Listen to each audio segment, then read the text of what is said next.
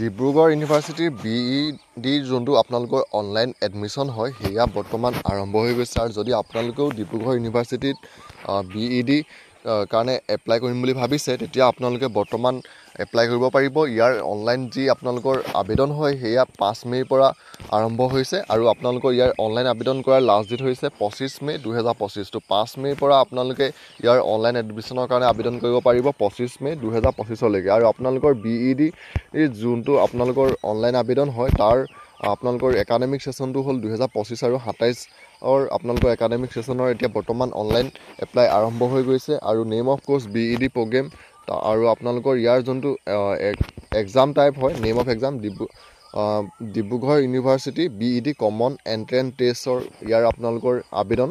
আৰু এক্সাম টাইপটো হ'ব আপোনালোকৰ কমন এণ্ট্ৰেন্স টেষ্ট হ'ব। আৰু ইয়াৰ যোনটো এক্সাম ডিউৰেশ্যনটো হ'ল আপোনালোকৰ 1 ঘণ্টা 30 মিনিটৰ এক্সাম হ'ব 11টাৰ পৰা 12:30লৈকে। আৰু কুৱেশ্যন টাইপটো হ'ব OMR বেছ আপোনালোকৰ এক্সামটো হ'ব। আৰু ইয়াৰ যোনটো ডেট অফ এণ্ট্ৰেন্স এক্সাম আপোনালোকৰ এণ্ট্ৰেন্স এক্সামটো হ'ব 12 জুলাই 2025 আপোনালোকৰ এণ্ট্ৰেন্স এক্সাম হ'ব।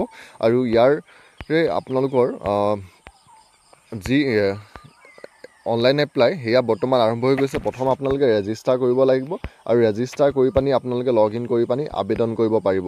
তো ইয়াত ডকুমেণ্টছৰ ক্ষেত্ৰত ইয়াত কেইটামান হৈ দিছে। আপোনালোকৰ ফটো ছিগনেচাৰ লাগিব, তাৰপিছত আপোনালোকৰ যোনখিনি ডকুমেণ্টছ হয় নিজৰ কোৱালিফিকেশ্যনৰ সেই ডকুমেণ্টছখিনি আপোনালোকে ইয়াত ছাবমিট কৰিব লাগিব।